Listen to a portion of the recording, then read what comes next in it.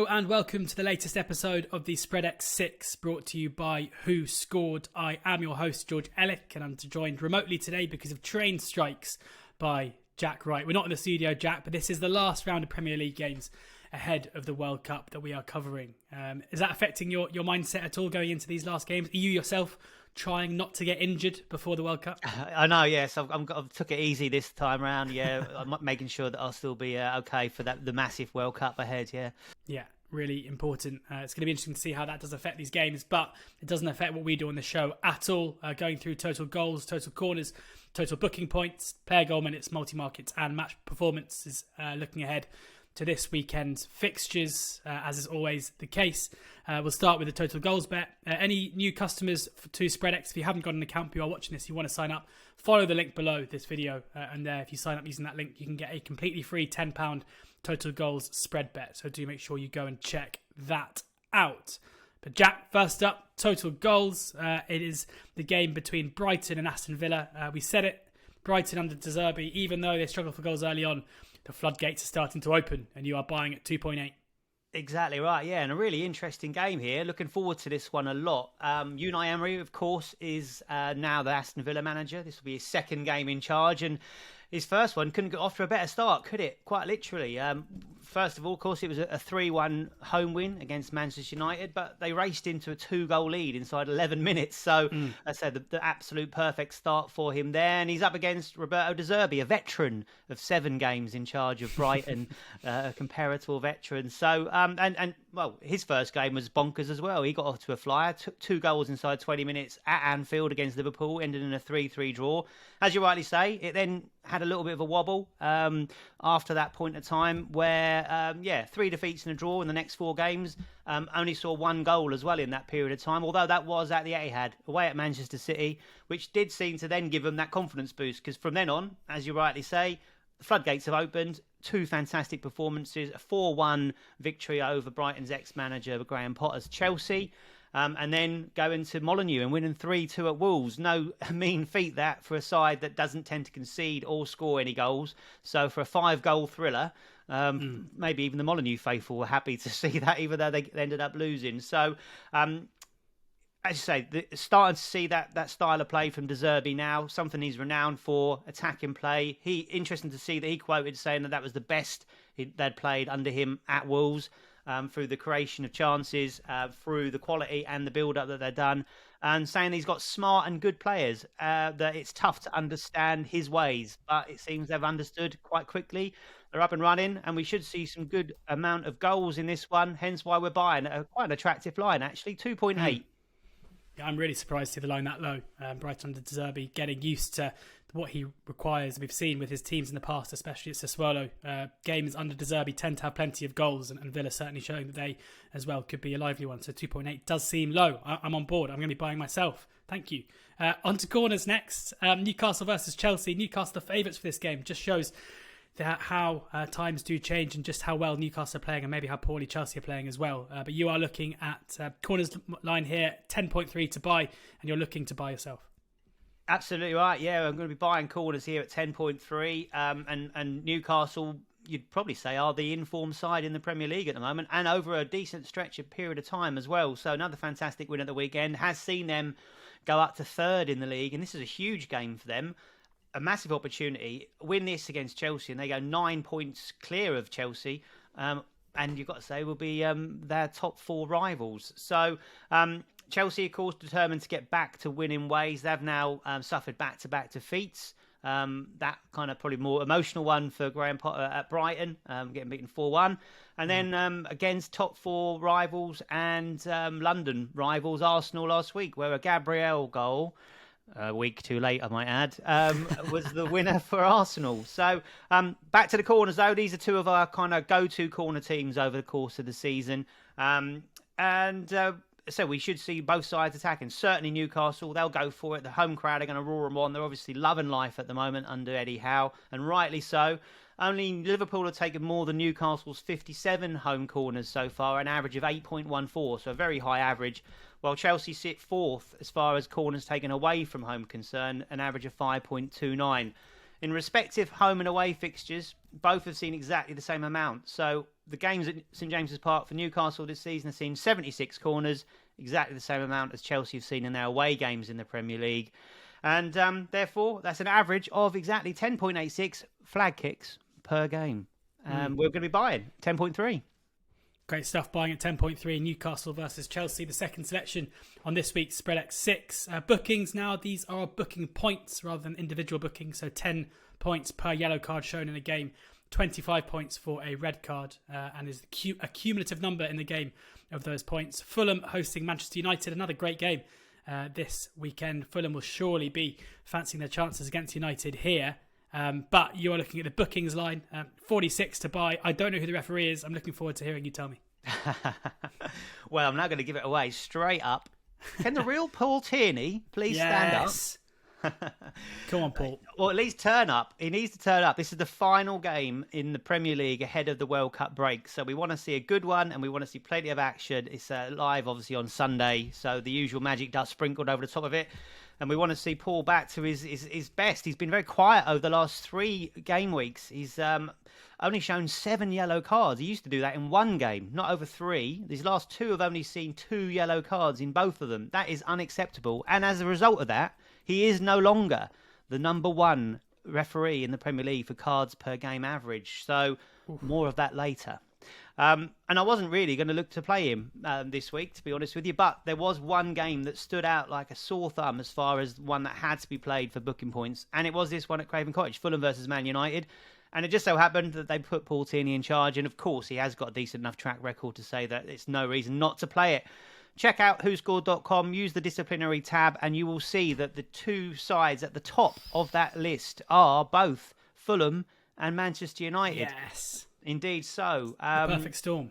It is the perfect storm. 35 and 36 yellow cards, respectively. Fulham have also picked up a red card in the mix there as well. They average 22 booking points per home game for themselves, and they've seen at least 2 players booked in 6 of their 7 home games so far this season. Man United have an even worse, or better, as far as I'm concerned, record away from home. Exactly 30 points per game average, seeing at least 3 of their players cautioned in 6 of 7 away games this season so far. The last 4 meetings between the 2 have seen a decent amount of cards. We've seen 40 on one occasion. We've seen 50 twice, and one of those was with Paul Tierney in charge. And we've also seen 55 booking points, of course, using the Spreadex point system of 10 for yellow and 25 for red. This is Paul Tierney's first game in charge of Fulham so far this year, but he has taken 3 Manchester United games prior to this one. He showed in those games 5, 6, and a mouthwatering 9 yellow cards in total. 50, 60, and 90 booking points across those games. Hence why this is a must-buy at 46. Must-buy. You're going to hear that a lot ahead of Black Friday in the coming weeks, but this is in the Spreadex 6. Must-buy. Bookings. Fulham versus Manchester United at 46. Player goal minutes now. And I've got a question for you. Okay. Last time Solly Marsh scored a Premier League goal, how many people were there watching? None. Correct. It was in lockdown. There we go. It was on, when was it? November 2020. A very good strike as well into the top right-hand corner against Aston Villa in a 2-1 win.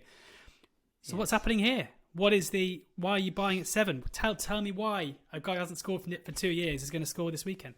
Thanks for asking. I'm glad you did. And I'll tell you for why. I had to end this section prior to the World Cup break with a player, in my opinion, who is defying logic. It's the only way I can put it. Yes, we played Solly March 4 shows ago, for those that can remember, regular viewers, and where he somehow failed to score against Brentford. Another one of my video collections that I showed you, going, how has this not gone in? Absolute chances that he had. Yeah. And for a player that officially plays wing-back, the advanced positions that he takes, if you check out his heat maps and see where he's playing, how central he goes as well, and the times the ball falls to him in the box, or he's in the box ready for a chance and doesn't get picked out, is quite insane. Obviously, I played this game for goals, so I am expecting there to be a few goals here, and why not get Solly March on the score sheet. 27 shots so far this season from his 13 appearances. It works out that he's having a shot every 41 minutes, so obviously at least one every half of football that he's playing. 11 of those as well have been on target. And by on target, for those that are I'm quite unsure how that works, that basically means the keeper's had to make a save. So even if it looks like it's going on target and a defender will block it en route, that won't count as on target. So it is effectively forcing the keeper into action. And he says he's done that 11 times. That's for 40% record of all the shots he's taken that have actually made the keeper make a save, which is quite some achievement. I've done a little bit of extra digging as well. I say I've gone on to WhoScored.com and found out the players also they've had 11 shots on target so far this season, as I like to do, to justify this bet. And quite a nice collection. 3 I picked out. Kevin De Bruyne is the first one. Not a bad midfielder. 3 goals from his 11 shots on target. Next up is Marcus Rashford, who scored 4 goals from his 11 shots on target. And finally, possibly Qatar-bound Callum Wilson, who has 6 goals from his 11 shots on target. If he's not feeling too poorly. If he's not, hopefully he'll be okay. Yeah, hopefully he'll be okay. And hopefully Solly Marsh will be feeling okay as the only player who has yet to score this season with the highest amount of shots and shots on target. So we are going to be buying Solly Marsh. Time to end that run, Solomon. And we are buying his player goal minutes at 7. Absolutely love it. Multi-markets next, and you're selling an early sell in the multi-markets. This is a team multi-market where match events are multiplied by each other. Here we're timesing 3 different events by each other, but just for one team. Goals, corners and bookings for Brentford, who go to Manchester City ahead of the World Cup. Good time to play City, maybe this one? You don't think so? Selling at 25. Is there ever a good time to play Manchester City this quick? We'll find out.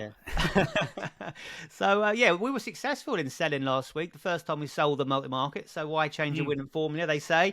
And why Brentford, you then asked? Well, because they're away at Man City. And that's it. We are selling. No, there's a bit more detail to that. Breaking down the details, Brentford have scored 8 goals in their 7 away games so far this season. So not a bad record. That pitched them 12th as far as the total amount of goals scored away from home in the Premier League so far. Manchester City have conceded 7 in their 7, so not as watertight as you probably would expect or expect them to be, although 3 of them obviously did come in that 6-3 Manchester derby. As far as corners are concerned, Brentford pretty good. They rank 4th in corners won away from home. They're averaging 5.29 corners per away game. However, the sting in the tail there is that Manchester City visitors don't tend to visit the corner quadrant at the Etihad very often at all. Just 8 corners from visitors in the last in those 7 away games so far this season. Only Brighton have managed to take more than 1 corner when visiting Manchester City in the Premier League this season. Fulham, the last visitors, didn't even get 1 corner, although they nearly got a point, obviously, out of the game. So it shows you how backs to the wall that was. Yellow cards. Brentford are actually quite well behaved. Only 9 yellow cards on the road this season. Only 4 clubs have fewer cautions than them. But the clincher, again, digging into a little bit of detail, I did check out last season's matches between these 2 clubs. And I don't know if you can remember this. I'm going to ask you a question now as you threw Solly Marsh curveball at me. Can you remember the result between these 2 sides, both home and away last season? Brentford didn't score, did they? Correct. They didn't score. They didn't. They lost 2-0. 2-0? Yeah. And a narrow 1-0 defeat at Brentford. Ooh. So not bad performances, but ultimately no goals, I'm afraid, or I'm pleased to say. As far as corners, I'm not going to ask you to remember how many corners there were, but there were 3 in both games. They managed to win 3 at both venues, so not bad, actually, given the records that we've just now been talking about. And as far as cards are concerned, you won't be surprised to know, given their high amounts of possession, that Manchester City didn't pick up a card either home nor away against Brentford last season. But you might be surprised to find out that Brentford didn't pick up a card in either fixture as well. Wow. So, using the point system that we've got here, I'm going to take a little bit of an aggressive play. We're selling goals by corners by booking points at 25. In games last season, both games, Brentford just totaled 3 points, and that's the reason why. Great stuff. Going to just mention, of course, it is still a volatile market, so do stake accordingly. If for whatever reason it does, the game explodes, be wary because that one can spiral. But Jack's obviously to put the work in there. I just don't want people to start selling for a £5 and suddenly thinking, "Oh my goodness, what have I done?" So do stake accordingly because that one can ramp up because the bookings are, of course, booking points, so multiples of 10. Match performance next up, and this is normally, you're shunning the Holy Grail. The Holy Grail's gone. You're going after a buy here, looking at Spurs against Leeds, buying at 98. I'm assuming you think this is going to be a goal fest. Indeed so. Now you know the real reason we're recording this remotely, George. Nothing to do with them pesky train strikes. This is because I could not look you in the eye in person and say that I'm buying match performance, but I am. And this game looks like it could have everything, and it could be anything.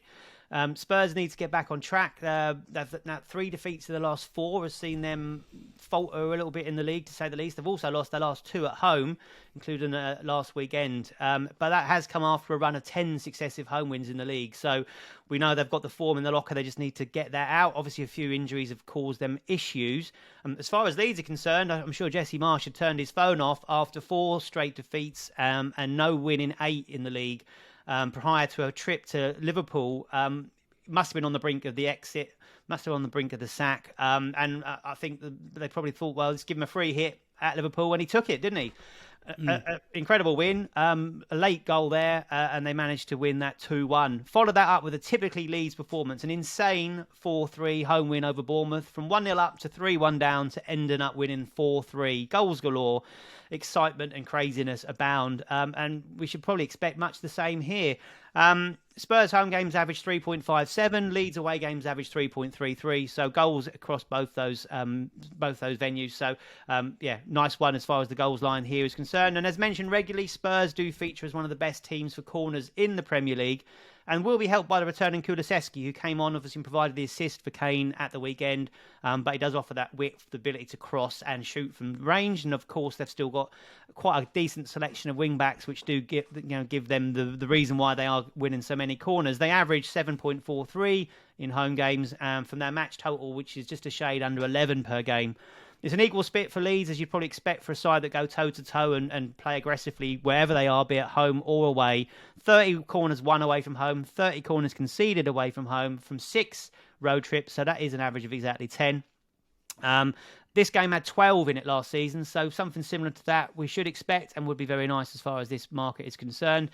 And as far as the referee is concerned, it's Michael Salisbury. Ooh, yeah, he's an EFL ref. He is an EFL ref, but he's also... He gives out a lot of cards. Well, 6 Premier League games so far this season. He's given out 27 yellow cards. That's an average of 4.5 cards per game. And guess what? He is the new number 1 referee cards per game average. Yes, in the Premier League. God on Michael. So hopefully I want to retain that spot in this one. He has taken a Leeds game so far this season, just the one, when they visited Brighton in August, and he showed them 3 of the 5 cards in total that day. First time ever in charge of Spurs, so hopefully he's an Arsenal fan or just has a dislike for Spurs. In 2 meetings last season, we saw 11 yellow cards across those games, so a little bit of history there with both the referees on my mind, both the managers on show here. We should see a feisty affair. And even the mild-mannered Andre Mariner. So the mild-mannered Mariner produced 5 yellow cards when these two met here last season. So more of the same, and hence the reason we're buying Spurs v Leeds match performance at 98. Buying at 98, match performance, Tottenham v Leeds. That is where you get points, as I say, for goals, corners, cards, penalties, and all the rest. So you just want an action-packed game, and that is the reason why Jack is buying. And that brings the final week before the World Cup, brings this week's episode to a close. So make sure you check out Spreadex for all of these markets and plenty more across all sport over the course of the weekend. And do click on the link below this video to sign up for a new account and get a completely free £10 total goal spread bet.